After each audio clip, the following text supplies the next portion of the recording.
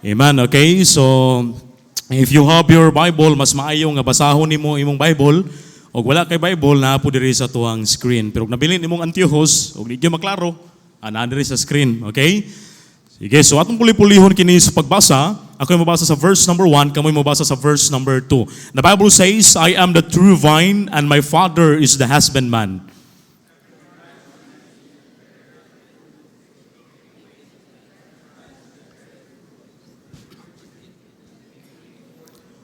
Now ye are clean through the word which I have spoken unto you.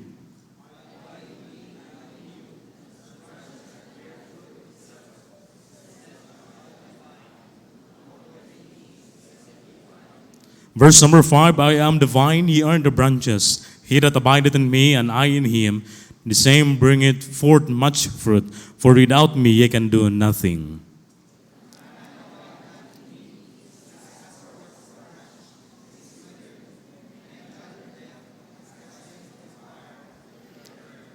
Verse number 7, at tununganon mabasa rin go. If ye abide in me, and my words abide in you, ye shall ask what ye will, and it shall be done unto you. Let's pray. Lord, salamat this morning. It's my prayer, O God, nga ikaw Ginoo panalangin sa matag usa karon, ilabi na Ginoo ang imong pulong Ginoo ilang masabdan pinagis tabang sa balang espiritu amahan nga gikan sa bata nga Kristohanon angtod sa hamtong amahan. Aron imong pulong Lord dili kini mo labayng kawang Ginoo. Busa Lord, ako nagaampo nga gamita ko Ginoo sa kahibulwangan nga pamaagi. Use my mouth, O God, as your mouthpiece Ginoo. Unsa may mga pulong Ginoo nga mugawas kong amahan, tuguti Ginoo nga makapedify kini. Imong ngalan Ginoo mo padako. Lord, tabangi matagusa, unastan Lord, pasaylo ami sa mong mga sala Ginoo nga wala ka malipay. Ikaw Ginoo magatabang sa matagusa. Tagay akong kadaugan ng panimbahon this morning sa ngalan ni Jesus. Amen and amen. Makalingkod ka mo? Okay, so dili ko magdugay.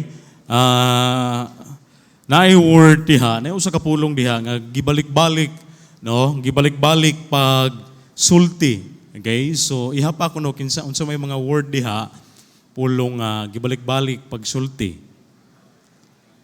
Abide. So pagyod. Fruit. Bunga. Okay? So this morning,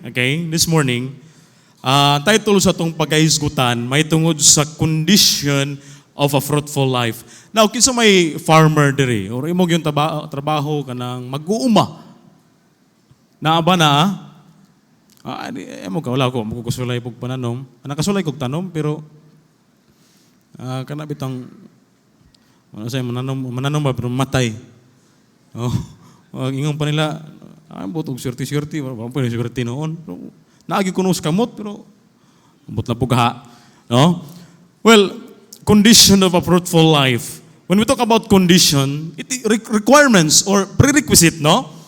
Condition, okay, gikinahanglan. Well, kaya mo lang tawon in Genesis chapter 1, verse number 26. And God said, let us make man in our image after our likeness, and let them have a dominion over the fish of the sea, and over the fowl of the air, and over the cattle, and over all the earth, and over every creeping thing that creepeth upon the earth. In verse number 27, so God created man in his own image, in the image of God created he him, male and female created he them. In verse number 28, and God blessed them, and God said unto them, be fruitful and multiply, and replenish the earth, and subdue it, and have dominion over the fish of the sea, and over the fowl of the air, and on every living thing that moveth upon the earth. Now, paminaw, we are created for fruitfulness.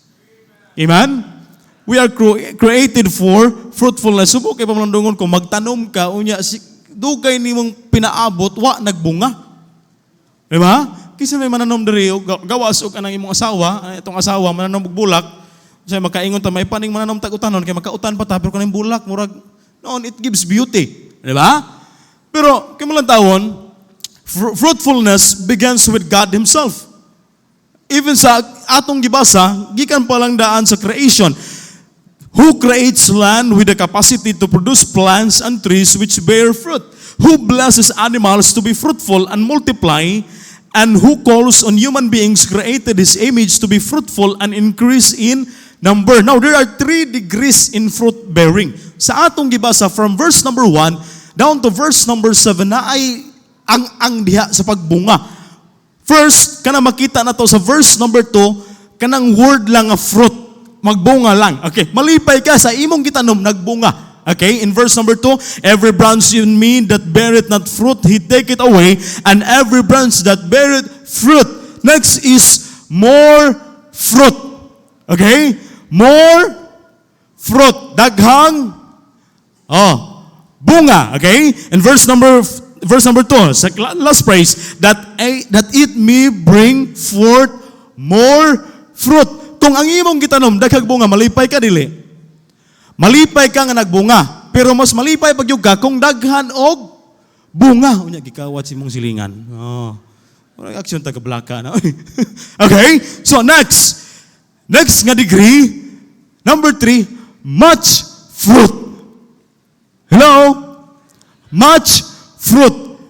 Pero na-praise. Okay. In verse number 5, I am the vine, ye are the branches. He that abideth in me, and I in him, the same bringeth forth much fruit. Wow! Pagkanindot na daghang bunga. In verse number 8, okay, and verse number 8, palihog ko sa picture, na-picture diha, okay? In verse number 8, lantawa in verse number 8, herein is my Father glorified. Atras sa verse number 8, sa unsa nga ang Dios malipay, that ye bear much fruit. Malipay ang Dios kung naatay bunga. Pero mas malipay pag yun ang Diyos kung daghan og bunga nga makita sa atong kinabuhi. Amen? So pastor, unsa man nga mga bunga, pastor? Kana bang bungag singot? Pastor, daghan may bungag singot diri, pastor. Now, area nga dapat makita sa tuwa nga kita nagbungahan. First, in John chapter 15, verse number 16, the Bible says, ye have not chosen me, but I have chosen you and ordained you that ye should go and bring forth fruit, and that your fruit should remain. Mao kini ang bunga sa kalag that every Sunday na kay gi-invite, na kay gi-encourage, na kay gidala diha sa tiilan sa Ginoo, diha sa simbahan, ug what a blessing nga makita nimong nagpadayon. Amen? Well, kung ang imong pamilya dili paluwas, well, that is your mauna una nato nga misyon. Nga madala nato ang atong pamilya diha sa tiilan sa Ginoo. Amen? Next is Galatians chapter 5 verse number 22. Una nga bunga, gusto makita sa Ginoo sa tuwa, kalag. Hello? Next in Galatians chapter 5 verse number 22, but the fruit of the Spirit is love. Bunga sa balaang espiritu, una, love, joy, peace, long-suffering, gentleness, goodness, faith, meekness, temperance. O kining mga siyam kabuok kinaiya, gibahin ni si katulo. Well, una, balik sa verse. Verse number 22. Verse 3. Dili abaraha ha. Love, joy, peace. Okay? Unsa man pastor? It is a character sa ato ang sulod. Inward state. Dapat makita sa ato ang sulod. Makita sa imong kaugalingon. Love, joy, and peace. Smile ko na mo diha be. Ano ba? Okay, kaya murag lain naman. Next is long-suffering,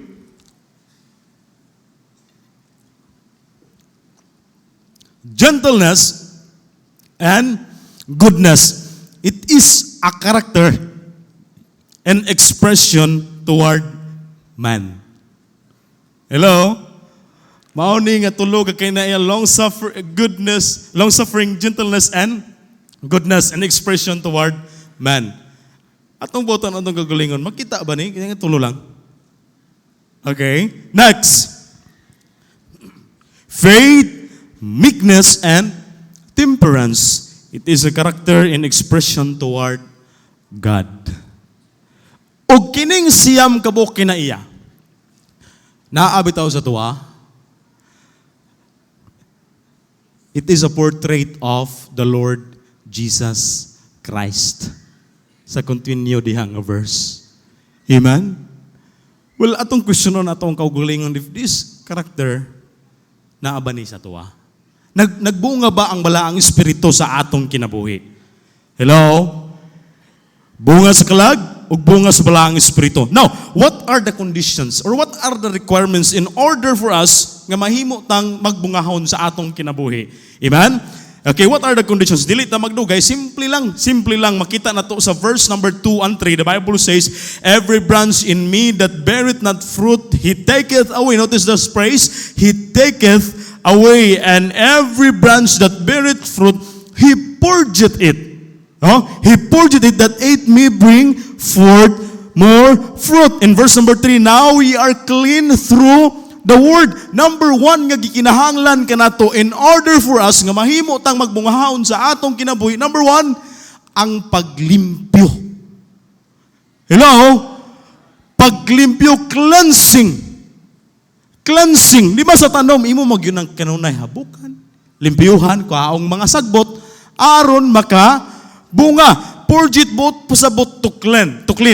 Or limpyuhan aron mamunga. In Psalm 51 verse number 7, purge me with hyssop and I shall be clean, wash me and I shall be whiter than snow. There are twofold cleansing nga gitudlo sa scripture diha nga price. Okay, una, which is sinner from the guilt of sin. This is the blood aspect. Kanang word diha, kanang praise diha nga hyssop. Unsa man ang hyssop, pastor?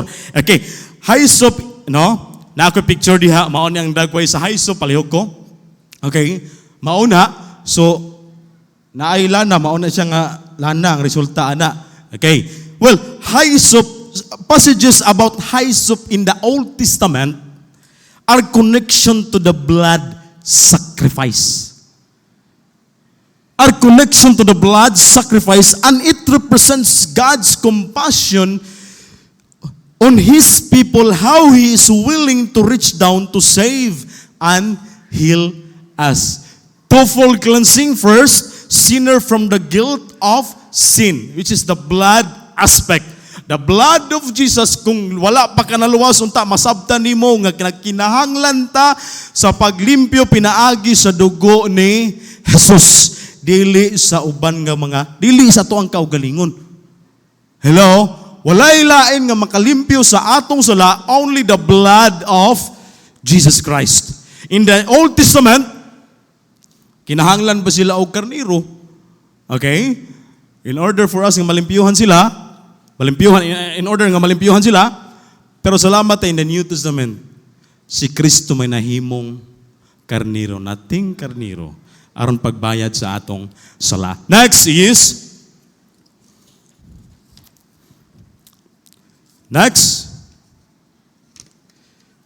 number 2, saint. Okay? Saint from the defilement of sin. Sa ato ani, okay? Kanang daily walk nato ba? Diba, we cannot guarantee nga sa dihang analuwas ka, di na kita makasala. Diba? Di makasala pa man kita. Diba? Tao man ta. Apa man ta ni ining kalibutan ha? It is the water aspect.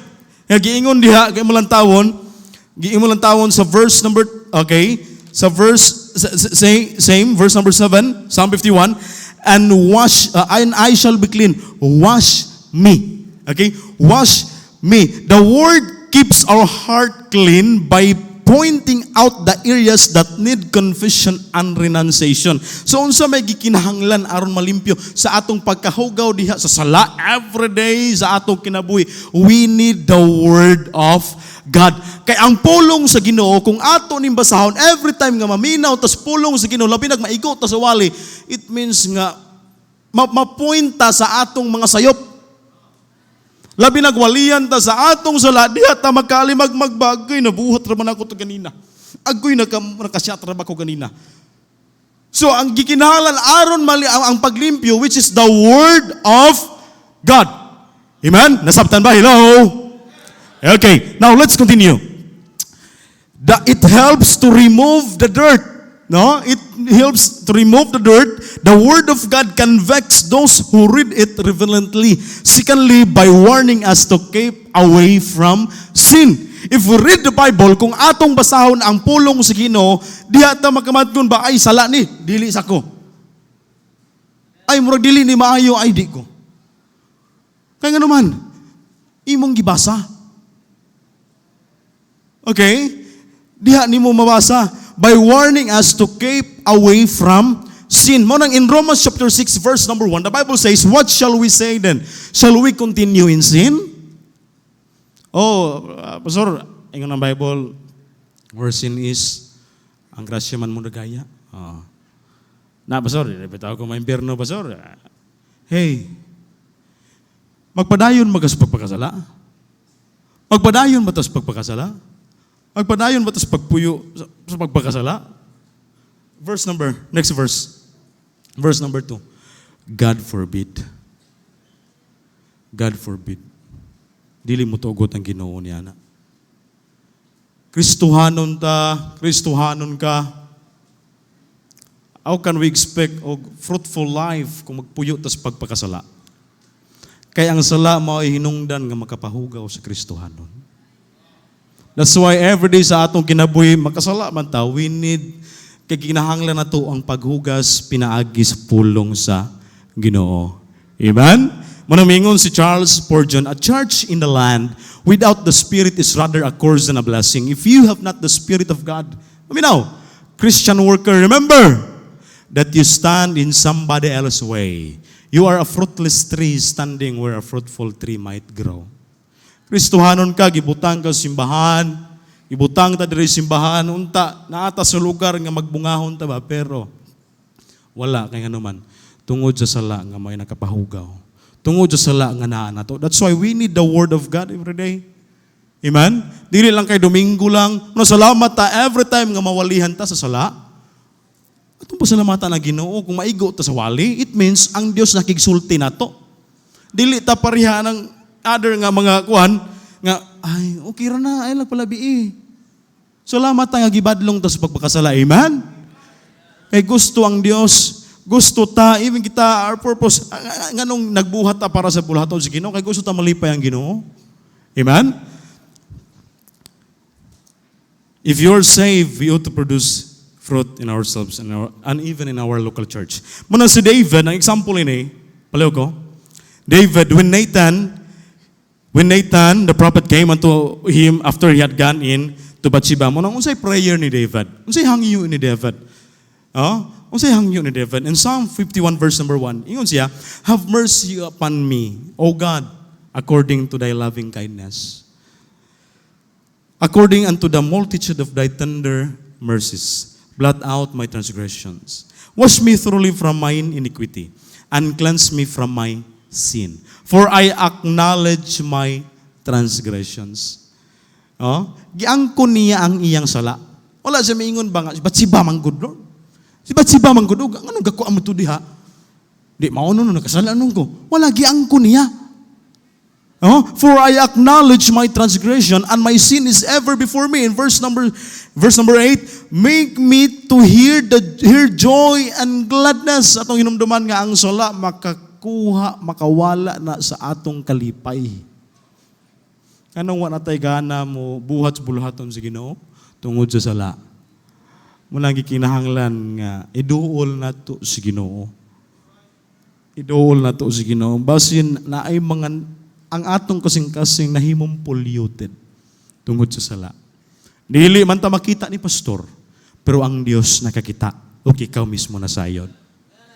Hello?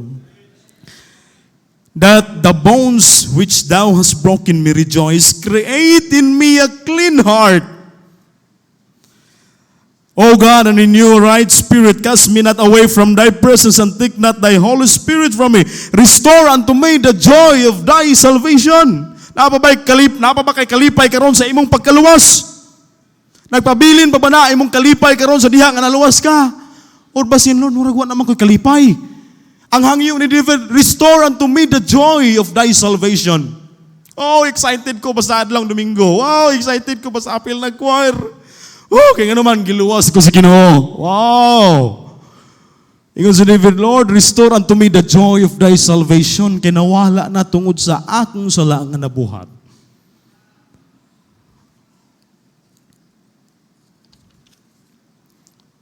Unsa may makuha nato ato sa prayer ni David? Unsa may mga butang nga atong makuha? David's confessions is regarded as a model for repentance. Number one. In order for us nga atong limpyuhan ang atong kagalingan para mahimo tang magbungahon sa atong kinabuhi. Number one, we need to define the sin. Sa verse nga atong gibasa, tulo ka buok ang gimension ni David. First is transgression, sin, and iniquity. We need to define the sin. Unsa man nga, Lord, kinahanglan, na yung mga sala nga nakatago sa akong kasing-kasing ba? Na yung mga sikrito. Okay, next, appeal to God's mercy. Na kinahanglan tas kaluoy sa Ginoo. Hangyo una to na. Amen? Kaya kung salamat ang Ginoo, abundansya sa kaluoy. Okay? Next is avoid defensiveness. Dili ta maingon nga, Lord, siya man good. Ang kuno nato. Siya man good, Lord. Siya man good. Tungod magud ni Kuan, oy. Tungod magud ni Kuan, oy. Yang kunon. Yang ko ni David. I acknowledge my transgression. Next, ask God to break and heal you. Kay basin batig ang na kaya nga atong kasing-kasing maunang di na ta maka na mga tinaguan, wala na tungod sa atong salatig ang nang kasing-kasing. Muna ang pulong sa Ginoo karon nga inyong nadungog, muuntol na lang kay naman tig ang nang kasing-kasing. Busa ang yuwang Dios nga bukon kining kasing-kasinga. Aron makaduol ta sa Ginoo nga, Lord, tabangi ko. Lord, tabangi ko. Be comforted by the Holy Spirit. Be comforted by the Holy Spirit. Hello? Adunay mga sala nga hinungdan. Polluted ang atong kasing-kasing. Huwag ang resulta, fruitless ta. Di yun ta magbungahon.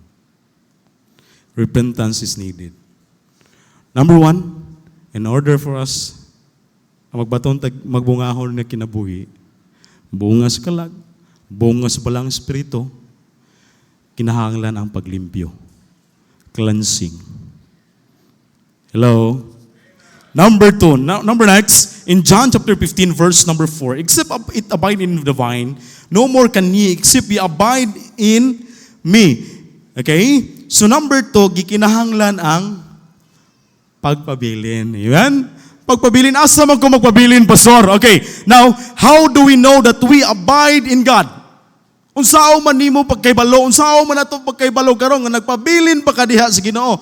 Kay basin ba nga naato ta simbahan pero wa na di ay. Gamay na lang kulang, hapit na ta. Matras. Wala na. Murag na gi-invite mo ko, murag maikog na lang ko eh.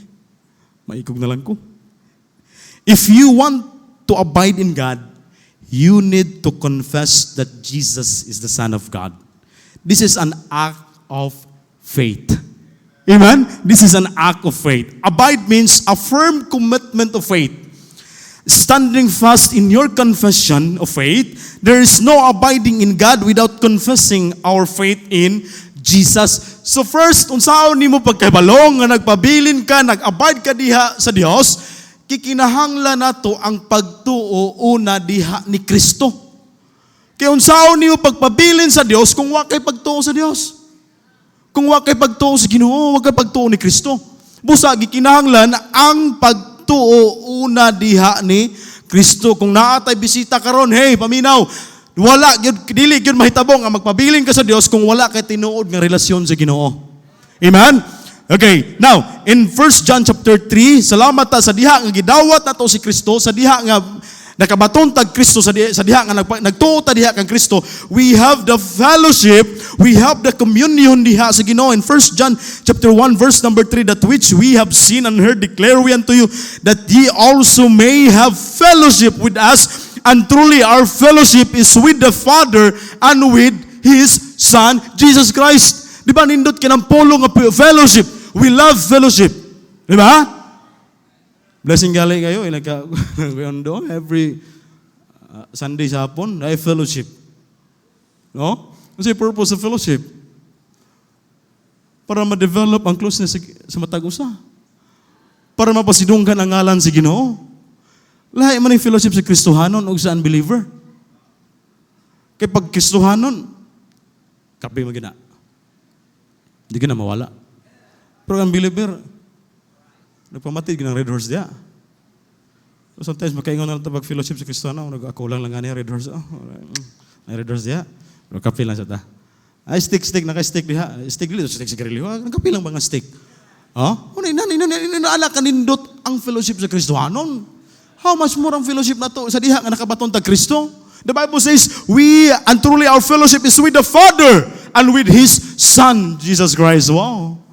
Ba mo nalipay yan, ha? Oh, what a blessing. Next is John 15, verse number 4. Abide in me and I in you.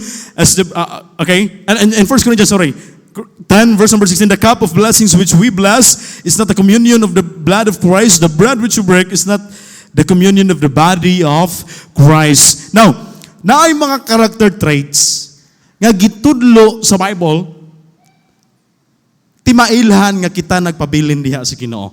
Anita, verse in Psalm 15. Okay, Psalm 15. Diri na to, okay, na question una. A Psalm of David, Lord, who shall abide in thy tabernacle? Gigamit niya ang word ni tabernacle, ha? Okay.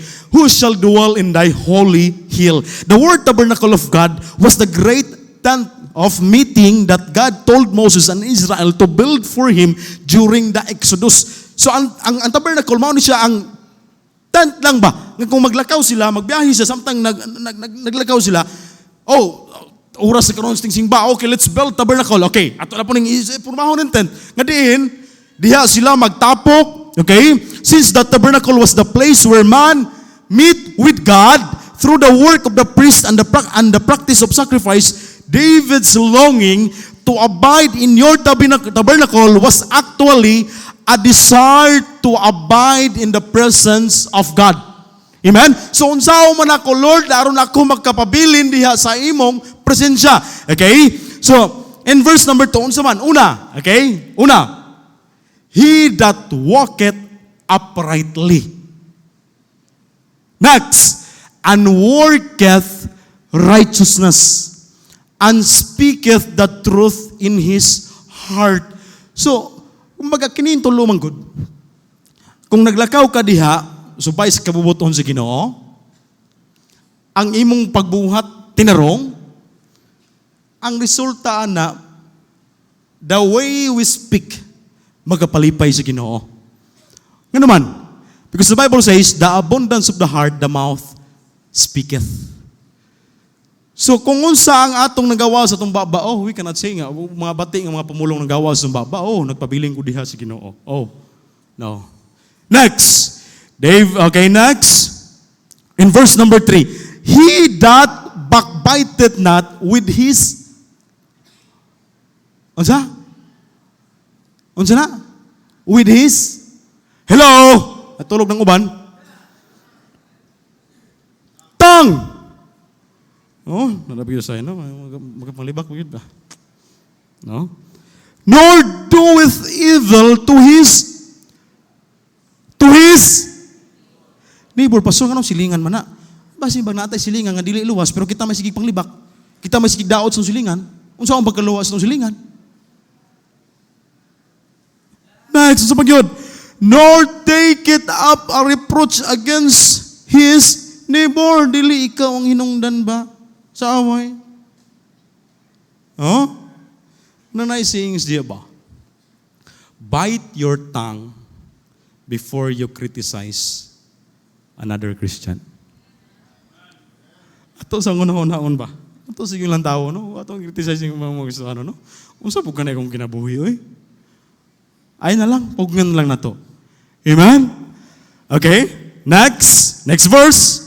Okay, next verse. In verse number 4, in whose eyes a vile person is contempt, but he honoreth them that fear the Lord. Okay? We must be, next praise, Pleugo, we must be as honest in paying respect as in our paying our bills. Honor to him, honor to whom honor is due. Okay? To all good men, we owe a debt of honor. Labi na bitaw ka bitaw ng alagad sa Ginoo, ay yun nagdauta. Hello? Ayaw yun. Madungga na to si Pastor Dre, ayaw na yun ka na bitaw nag-faithful, ayaw nagdauta, oy. Ayaw. Ano man? na ang pabor sa Ginoo nila. Masin ikaw, naambot na lang yun. Ayaw. No? But the Bible says, to all good men we owe a debt of honor.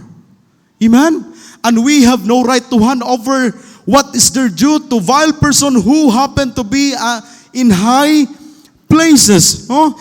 Honor them that fear the Lord. Respect those persons, especially sa mga alagad sa Diyos. Especially sa mga nag-alagad, nag-faithful diha sa buluhaton sa Ginoo. Amen? Hello?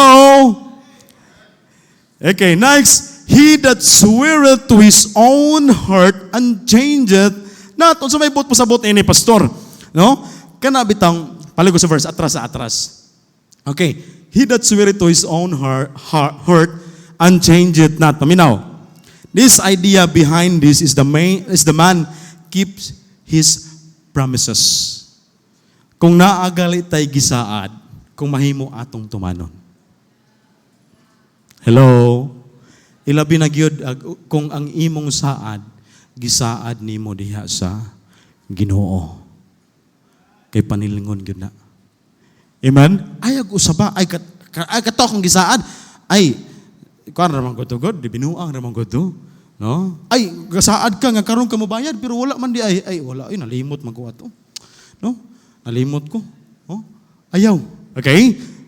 Next, verse number 5. He that putteth not out his money to usury.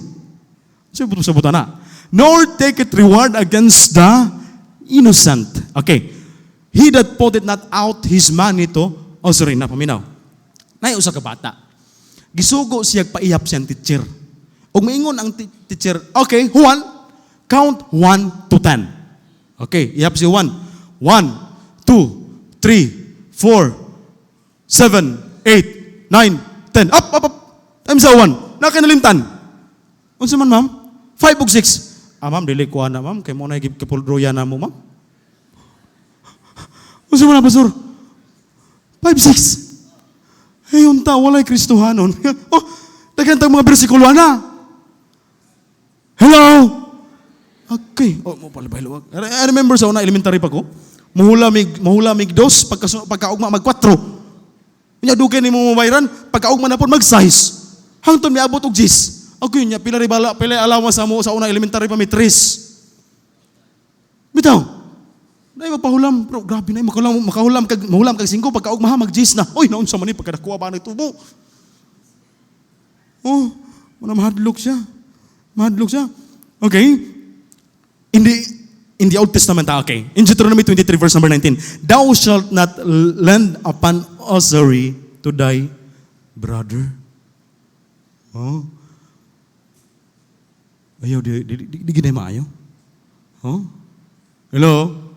Pastor, kuha mo ni Pastor. Ay, ginagmay, alam po naghalos sa kaliog naman po. Pero unsa may issue ni? It is an issue of greediness. Hello? Greediness. Pagkahakog ba? Kana bitang palago sa next slide ba? Sa inon ani ba? Ang tao, nganong inanak, kaya naman gaapas sa kwarta. Gaapas sa kwarta. Hangtod na dakop ni mong kwarta, pero wa na di ay. Ang imong kwarta, igo na lang ipatambal, wa na nimo na enjoy. Because of greediness. Unsa nga gikinahanglan, in order for us to abide, thou shalt not lend upon usury to thy brother. Next, take it reward against the innocent. Now, paminaw. In Matthew 25 verse number 27, Pastor, nakita man lagi nako pastor sa New Testament nga si Kristo iyan po nang gigamit. Okay, ato ning klarohon. Thou oughtest therefore to have put my money to the exchangers, and then at my coming I should have received mine own with usury. No? Akong dawaton uban ang tubo. Oh, si Kristo gasultian ha. Pero the point is not about money. Ha? Di ba ni? The point is not about money. Jesus is showing His followers that He expects of them while He is away. And they are waiting for His return. He expects them to take whatever they are given and to use it on His behalf until He returns. Dili ni siya issue sa kwarta. Kundi, ang gusto ni Kristo, unsay naa nimo, ipagamit ni mo diha sa Ginoo, samtang wala pa ko, hangtod sa akong pagbalik, makita na ko nga, naglambo ka. Hangtod sa pagbalik sa Ginoo, nagamit ang imong kinabuhi. Amen? Dili ni siya isyu may tungod sa kwarta. Okay? Hello? Pero lahi po itong gisulti sa Psalm, itong ibasa ka kaniha. Okay, next. Okay, ita magdugay. Bubo na lang ang akong oras. Unsa may application ani pastor? Nasa last praise. Okay, nasa last praise nga atong gibasa kaganiha. In verse number 5, Psalm 15 verse number 5 sa atras sa gamay, palihog ko. Ingon si David, Lord, how shall I abide in thy tabernacle? Gisulti na dito tanan. Unsi na kabuok, pulo or unsi na dawa lang. Okay? Pero unsa last praise sa verse number 5. This is the last verse nga makita na to sa Psalm 15. He that doeth these things shall never be moved. Atong dunganon sa pagbasa. Balik sa. Last praise. Balik ko, verse number 5. He that doeth, everybody, go. He that doeth these things shall never be moved. The one who has pleased God with this kind of performance can abide and receives blessings from God. Amen? Hello? Klaro naman, gisulti man sa Bible. Gisulti na. Okay? Gisulti na. He that doeth these things. Katong mga butang atong gibasa from verse number 2 down to verse number 4. Okay? Shall never be moved. Oo, importante ang pagpabilin diha sa Ginoo. Abiding in Christ means allowing His Word to fill our minds, direct our wills, and transform our affections. Last point, number 3. In order for us to have a fruitful life, number 1, kinahanglan ng paglimpyo. Limpyuhan nato. Atong susihon atong kaugalingon karon. Number 2, atong lang tawon kung nagpabilin pa bata. Og sa gitudlo, mga character traits ang gisulti ni David. Atong pangayaw grasya sa Ginoo nga atong ma-apply. Number 3, kining kinaiya nga pagkamasinugtanon. In verse number 10, the same, sa atong verse, John 15, verse number 10, if you keep my commandments, ye shall abide in my love, even as I have kept my Father's commandments and abide in His love. These things have I spoken unto you, that my joy might remain in you, and that your joy might be full. This is my commandment, that ye love one another, as I have loved you. The goal of this obedience is holiness that reflects God's character to the watching world. Now, unsa may importante, nganong importante man ang pag-obey nato? Okay, palihog ko next slide please. Obedience demonstrates our faith and trust in God. The way we obey God, nagpakita ka na sa atong pagtuo, pagsalig diha sa Dios. Amen? Next, obedience is the key to our success. Obedience to the Word of God. Hello? Next, obedience is the sure and promised way for unlocking blessings for our lives. Usahay magod gusto lang tag blessings pero di ta gusto mo obey. Mo na nakapait.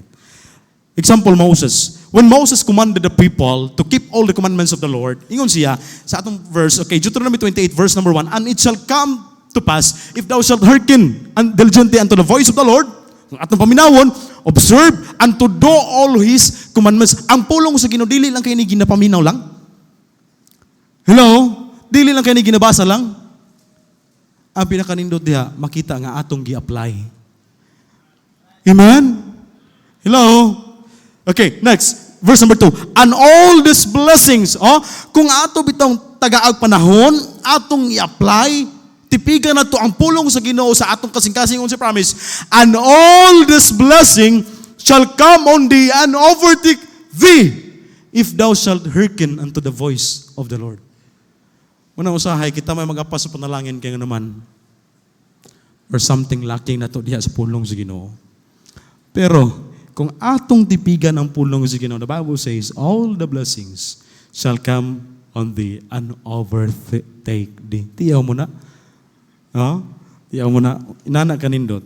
Busa, letter C, hear the word of God and act on it. Amen? Hear the word of God. Gusto lang nato, no? Inana nga kinaiya. Gusto lang nato nga, bless ta, pero wala ti kasing-kasing sa pagsunod. Okay? In Leviticus 26 verse number 3, if you walk in my statutes and keep my commandments, and do them, now, verse number 4. Unsay mga blessings? When we obey the word of God, unsay mga blessings? Then I will give you rain in due season. Di ba kung mananom ta, kung walay ulan, ma-action ta kabalaka? And the land shall yield her increase. If you obey the word of the Lord, makita nga sa atong kinabuhi, we grow. Next, and the trees, and the trees of the field shall yield their fruit. Wow, what a fruitful life. Conclusion, gusto na ko end eh. What you plant determines the fruit. So plant the right thing. Amen? Plant the right thing. What you sow, you reap. Plant God's word into your heart. Starting right now. Ano sa pamangka, sa pamagihulat nimo. Okay? Let's commit together to growing fruit here and ignite it in our asaman dapita. Homes. In your business kung naa kay negosyo. In our relationships and in our eternities. Follow biblical requirements in order for us to have a fruitful life. Unsa gali? Paglimpyo. Next, pagpabilin diha sa Ginoo. Number 3, ang kinaiya nga pagka masinog tanon. Duko sa ulop yun sa matag, hangin ko tanan sa pagtindog. Lord, salamat Ginoo sa imong pulong. Akong pagampo amahan nga imong pulong Ginoo, miabot ka to sa kasing-kasing sa imong mga kanakan, Lord, pinagistabang sa balang espiritu. Lord, salamat kayo Ginoo. Ang imong pulong Ginoo, nagpahinumdum ka namo. Sumala sa desire nimo Lord. Our purpose Ginoo nga ikaw malipay pinagi sa among kinabuhi, Lord. Og the more ka Ginoo nga mag-glorified, if we bear much fruit sa among kinabuhi, samtang naa pa mi diri.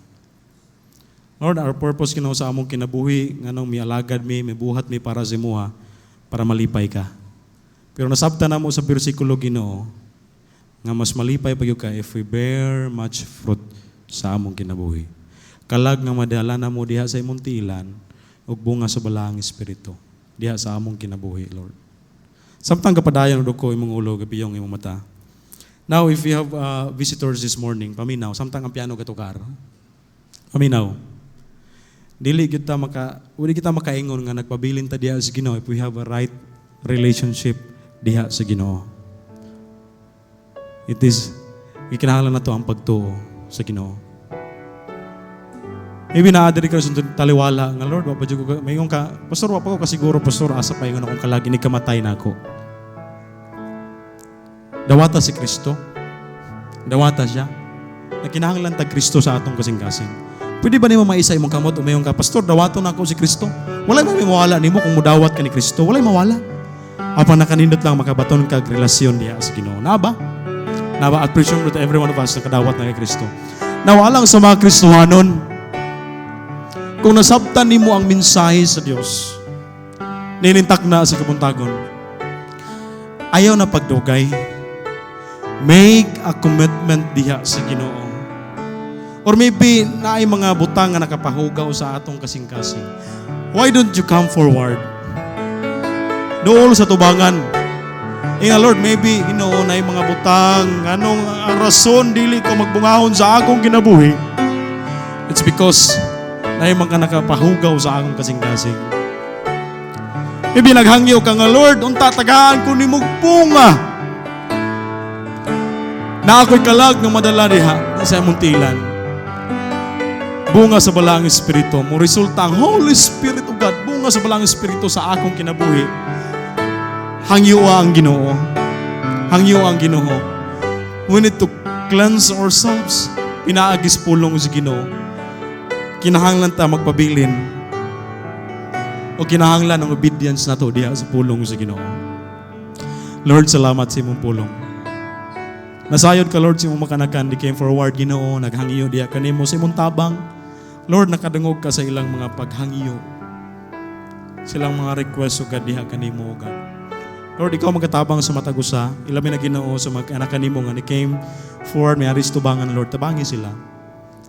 Lord, I know ang among pagampo Ginoo nga imo mitagaagbo nga as this year and or bisan ang Ginoo ang among kinabuhi mo tapos na. What a blessing, O God, nga dito sa langit na ay mga tao nga mo duol, musugat na mo og moingon, Lord. Moingon og Brad, salamat. Nga imo nga gisangyawan minimo. Lord, our prayer, O God, nga imo ming gamiton, Ginoo, hangtod sa imong pagbalik or hangtod sa kinatapusan sa among kinabuhi. Lord, tagay kusog ang matag usa, tagay kaalam.